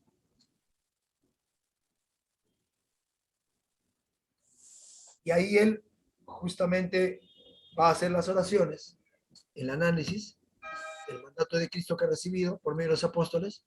Por eso, Padre Santo, nosotros te pedimos que con tu iglesia bendigas estos panes, nos reúnas en la caridad con el Espíritu Santo, tu santa iglesia esparcida por el mundo. Tal, va rezando. Y luego viene la oblación. En la oblación comienza él a pedir en nombre de la iglesia, para que el Espíritu Santo la fortalezca, para que el Espíritu Santo la guíe. Reúne en torno a ti, Padre Santo, a todos tus discípulos extendidos por el mundo, por el Papa Juan Pablo, por el Papa Francisco, por el Papa Benedicto, etcétera, ¿no? Por el Papa que nos esté llevando, para que junto a ti, oh Dios omnipotente, nos pueda separar. Va en la oblación. Y luego la intercesión en unión con toda la iglesia. Aquí es donde entra la figura del Papa, en las intercesiones. Por eso, Padre Santo, te pedimos que intercedas por tu iglesia, una santa católica, a quien tú, Señor, has dado tu sagrado misterio con el Papa Francisco, el arzobispo Carlos y todos tus presbíteros, a quien tú, Señor, has confiado el misterio de tu salvación, etcétera, etcétera. Y luego, atención aquí, viene la doxología final. ¿Qué cosa es la doxología final? Que esto es importante. Miren, doxología significa elevación, ¿no? La elevación. El sacerdote está en el altar y ahora va a elevar el cuerpo de Cristo, no la hostia, y va a elevar el vino. Es el momento trascendente. Después de la consagración, yo diría que este es el momento fundamental, pico. La consagración es el momento importante, sí, pero ahora es cuando escuche lo que dice, ¿eh? Va a elevar el pan, es decir, el cuerpo de Cristo, va a elevar el vino, es decir, la sangre de Cristo, y va el sacerdote a mirar al Señor, al cielo, no nos mira a nosotros.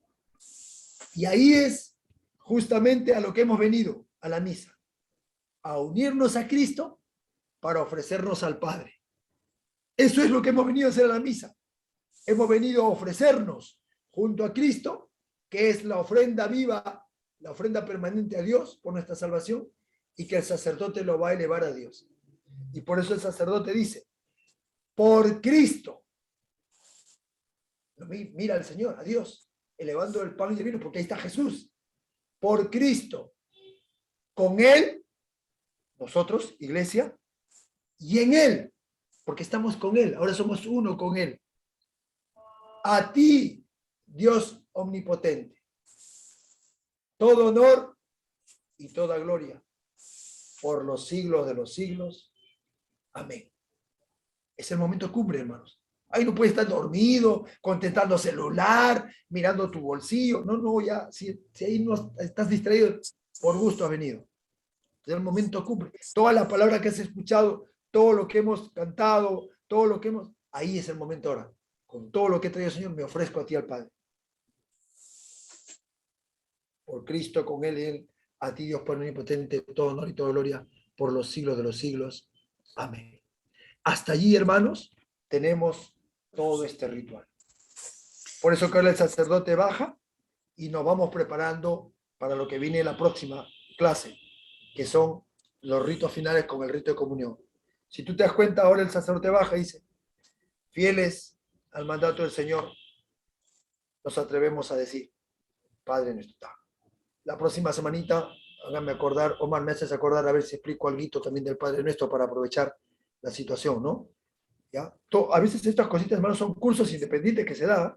Hay un curso que da de Padre Nuestro, hay un curso de credo, pues desmenuzas todo, pues, ¿no? Con citas bíblicas, de dónde viene Padre Nuestro, todo. Yo me asombré cuando me encargaron esto, no, de verdad, lo digo, no me había percatado, y todo esto te enseña, ¿no? El Padre Nuestro, un conjunto, las 7 peticiones, una a una, qué significa cada uno, qué hay en cada uno, es bonito. Así que lo voy a dejar ahí, Tiene una pregunta, hermano Américo. A ver, hermano. Adelante, hermano. Bueno, sí quería preguntarle, el padre, el sacerdote, cuando en todo momento el sacerdote está en nombre de Cristo, o sea, representando a Cristo, o él nos lleva a Cristo. Amén. Como dice el chavo, las dos cosas. Cuando dice in persona Christi, significa que el sacerdote primero está como intercesor nuestro, como el que ofrece de parte del pueblo a Dios las cosas. Pero en el momento de la consagración, por favor, por ejemplo, él encarna a Jesús. Por eso él mismo, la noche que iba a ser entregado, tomó pan y dijo, y él dice las palabras de Cristo, esto es mi cuerpo que se ha entregado por nosotros. Ahí está Jesús, en la persona del sacerdote. El sacerdote está prestando su cuerpo y su boca para Jesús hacerse presente ahí. Hagan esto en conmemoración mía. ¿En conmemoración de quién? ¿Del sacerdote? No, de Cristo. ¿Pero dónde está Cristo? En el sacerdote, en la persona del sacerdote. Recuerden lo que leí la vez pasada y está en uno de los documentos que he leído en este Redemptum Sacramentum, donde está Jesús, ¿no? ¿Se acuerdan que decía la presencia de Jesús está en 4 lugares específicos? Está en la comunidad que se reúne, está en su palabra, está en la iglesia cuando canta salmos, está en las especies consagradas del pan y el vino. Eso es importante tenerlo en cuenta. Gracias por la pregunta, porque justamente tiene relación con dónde está el sacerdote. ¿El sacerdote es simplemente un instrumento, nada más que repite palabras? ¿O también es el sacerdote el que en un momento dado es encarnado por Cristo para que se dirija a nosotros? Las dos cosas. ¿Sí? Gracias, hermanita Rosa. ¿Quedó claro, hermana Rosa? Entonces, Sí. hay dos momentos, ¿no? Una como ministro de nosotros a Dios y otra encarnando al mismo Jesús. Es por eso también en la confesión lo mismo, ¿no? No me perdona el sacerdote, claro, cuando uno no entiende, te va a perdonar ese pecador. Claro, pues, ¿quién no sabe que el sacerdote es un pecador? ¿Qué novedad me traes? No, claro que sí, pero él me perdona in persona Christi, en la persona de Cristo, con el poder que Cristo le ha dado. Por eso que el que consagra no puede ser otro que no sea el sacerdote, por el poder y la investidura que les dio a sus apóstoles. En Lucas capítulo 24, ¿no? Hagan esto en memoria mía. ¿Qué significa hagan esto en memoria mía? Que ustedes hagan lo que yo estoy haciendo. ¿Sí? Gracias, hermanos. Hermano Américo, Sí. ¿hay salmitas en la iglesia? Hay salmistas en la iglesia. Están preparados justamente para hacer salmos, no hay Lo que estamos urgidos nosotros es de fortalecer el ministerio del salmista. Así como hay un ministerio elector, y ojo que el Papa ya lo ha tomado oficialmente el ministerio elector, ¿ya? Como un ministerio no consagrado como el sacerdote, pero sí un ministerio oficial en la iglesia. El ministerio elector, como el ministro de la comunión. Ministro de la comunión, ¿ya? Es el laico que ayuda al sacerdote. En el caso del salmista, yo sinceramente espero que un día nos estemos uniendo más en este ministerio tan rico y poderoso, pero tan poco aprovechado, de verdad. Yo siento que nos está faltando un poquito de instrucción en este ministerio. Son muy pocos los que, de verdad, una cosa es cantar, otra cosa es salmodiar, pues, dejémonos de cosas. O sea, yo puedo tener bonita voz, el hermanito Américo, qué lindo canta, hermano, haga salmista. No, porque canto bonito voy a ser salmista, por favor, no se equivoque. No es cantar bonito, ¿no? Es proclamar el salmo, es salmodiar, pero el salmo proviene de un espíritu que ha sido encontrado en ese salmo. Los profesores nos explicaban muy bonito en los escritos bíblicos, en muchos de los escritos bíblicos, en los escritos, los libros que tenemos, por ejemplo, con el profeta Isaías, que tenemos en nuestra Biblia de corrido, no están hechas así, están hechas en salmodia, así, de 4 versos, 4 versos, 4 versos, y han sido escritos para ser salmodiados. Pero nosotros leemos así, todo escrito, no todo escrito como libro, pero en verdad son salmodias. Y sería interesante volver a ese aspecto, ¿no? Obviamente que para eso, pues necesitamos instructores en eso, instructores en la salmodia, en el ritmo, en la letra y en la espiritualidad del salmo. Es lo que puedo decir, hermano. Yo no soy especialista en salmos, pero me encantaría Pregunta de hermano Américo. Pregunta más. Disculpa, en el Antiguo Testamento lo que se lee es de Marcos, de Mateo, de Lucas y ¿qué más? Nuevo Testamento. No, hermanita, no. ¿No? En el Antiguo Testamento. A ver, vamos a ver cómo trato de entender la pregunta. En la misa, la primera lectura, en la misa la primera lectura es del Antiguo Testamento, de ordinario. ¿Y qué hay en el Antiguo Testamento? Básicamente los profetas, ¿no? Los profetas y el Pentateuco, donde está Éxodo, Génesis, Números, Deuteronomio, y las cartas, los libros sapienciales, ¿no? Como el Eclesiástico, Sabiduría, etc. Eso es del Antiguo Testamento. Eso se lee en la primera lectura. ¿Ok? En la primera lectura. En la segunda lectura los domingos, sí se toma del Nuevo Testamento. En la segunda lectura, sí se toma del Nuevo Testamento. ¿De qué parte del Nuevo Testamento? De las cartas paulinas, de las cartas pastorales, ¿no? De las cartas de San Pablo y de las cartas católicas que tenemos, como Santiago, como la carta a los Hebreos, la carta de Pablo a Tito, etcétera, ¿no? Las cartas de San Juan en la segunda lectura. ¿Ok, hermana? Sí, Sí. no confundas. Ok, menos Ya, mal gracias. me entendiste. Gracias. Pero última pregunta. Amén, hermano. Cuando usted habló acerca de descendió a los infiernos, de repente no quedó algunos muy claro porque dirían, ¿cuál es el otro infierno donde no hay salvación? Porque ese infierno descendió a los infiernos, estamos hablando del Seol. Exacto. El Sheol o los infiernos no es lo mismo que el infierno donde está Satanás. El Sheol o los infiernos era el lugar desde donde los que esperaban en el Señor morían y llegaban a ese lugar. En la liturgia cristiana católica, los infiernos es atribuido a este lugar, el lugar de los muertos, el lugar de los que esperan la resurrección del Salvador, que es muy distinto a los condenados, a los del infierno. Entonces, los infiernos y el infierno no es lo mismo. El Sheol, que tú dices en el hebreo, el lugar de reposo, que se traduce así como el lugar de reposo. Reposo significa eso, pues, ¿no? ¿Quién reposa? El que está ahí, esperando algo, que es distinto al infierno, que es el lugar de los condenados. Entonces, en el lugar del reposo, en el lugar del Sheol, es el lugar donde están esperando aquellos que han muerto en la fe del Dios eterno, esperando que un día los rescate de ahí. Y por eso vino Cristo, a rescatar de allí a los que murieron. Por eso Cristo descendió a los infiernos. ¿Para qué? Para rescatar a los que han muerto antes de él y que esperaban la promesa de Dios. Muy distinto al infierno, donde ha sido condenado Satanás. Muy distinto. Perfecto. Amén, amén, amén, amén. Sí, hay cositas que vamos a ahondar seguro más en el camino también. Yo también voy a relectura. Me han dejado tarea bastante ustedes. Luego hablaremos, hermano, para ver cuánto puede durar cada evangelio, para poder estudiar los 4 evangelios, sería importante. Ay, ay, ay. ¿Ya? Y Eso también, sí. claro, el credo y también el Padre Nuestro, porque decimos Padre Nuestro, pero no sabemos cada parte, como dice, las 7 peticiones, ¿no? Para poder discernir cuando decimos Padre Nuestro, creo que sería diferente. Tendremos otro tipo de actitud cuando oramos. Qué bueno, qué hermosa el catecismo, porque ahí está todo, como usted lo explicó la última vez, ¿no? Exacto. Quieren orar, está el Padre Nuestro. Vaya acá el Padre Nuestro. Sí. Ese es un problemita que los cristianos católicos todavía no nos hemos dado cuenta.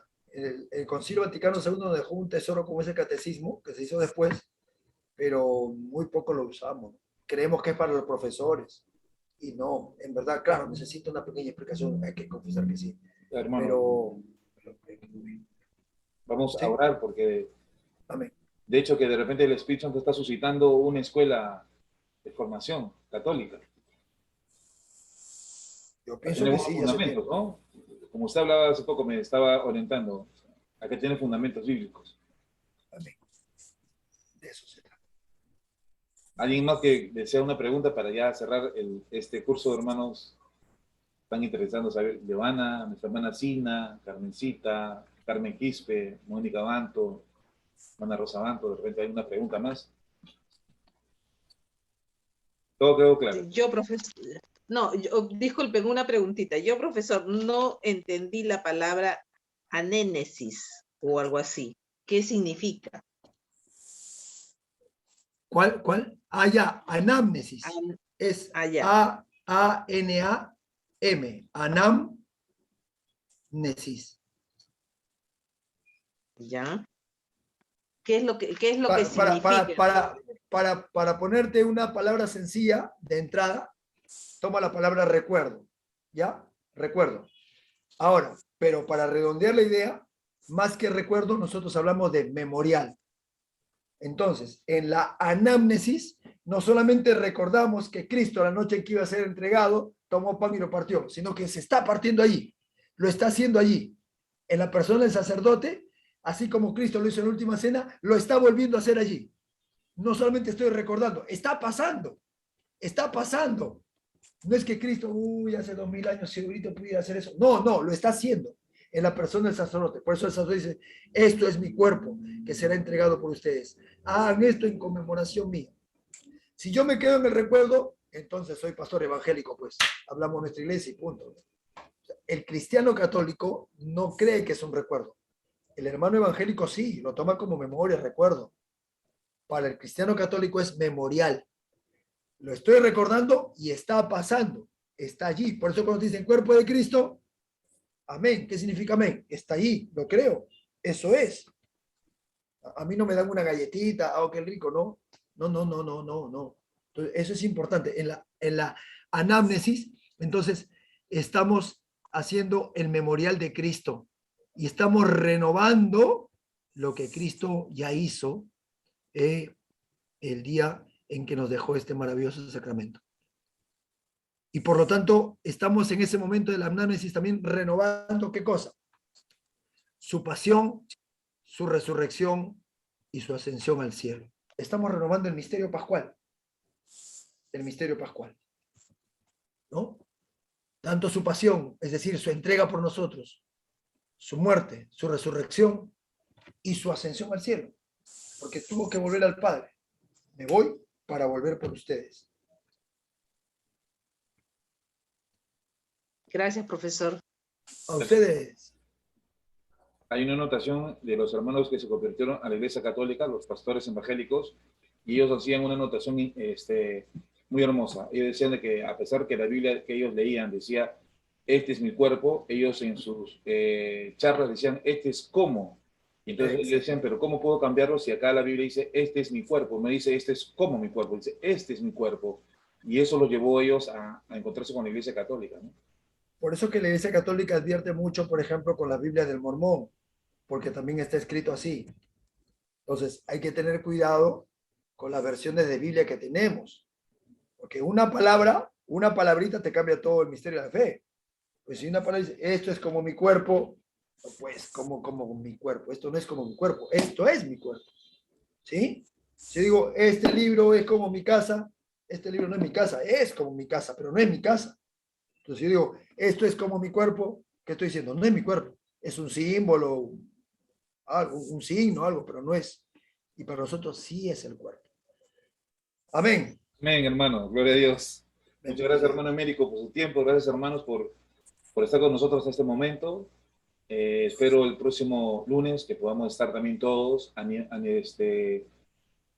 Busquemos a nuestros hermanos, animémonos, llamemos, porque lo importante es transmitir la fe. No solamente quedarnos nosotros en aprender para así solo, sino poderlo como se dice, compartir con otros, ¿no? Lo que hoy estamos aprendiendo, queridos hermanos. Así que busca a tu hermano, busca a tu hermana, coméntale lo hermoso que tiene la Iglesia Católica, comente lo que estamos viviendo, todo lo que nos estamos preparando para el corazón, todo lo que estamos viviendo en este momento. Será importante tú, querido hermano, tú, querida hermana, que has decidido seguir a Jesucristo, que estás preparando tu corazón. Será importante que puedas colaborar compartiendo, regalándole una alegría a otros hermanos, porque después cuando se van vacíos y dicen cuando yo era católico.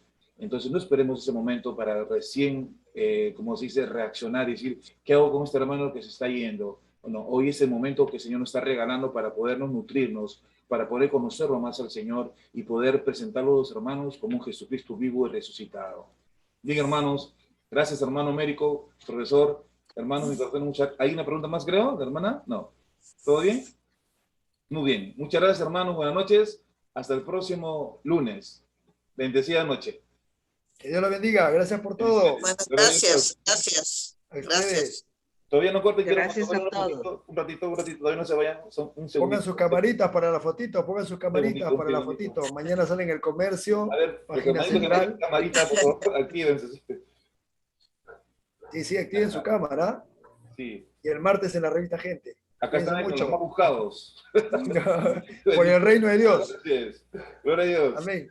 Bendito sea. Cuídense mucho. Permiso. Cuídate. Gracias. Hasta luego. Hasta luego, gracias. Hasta luego, gracias. Nos vemos el próximo lunes. Profesor. Gracias a todos. Bendecida noche. Paz y gozo.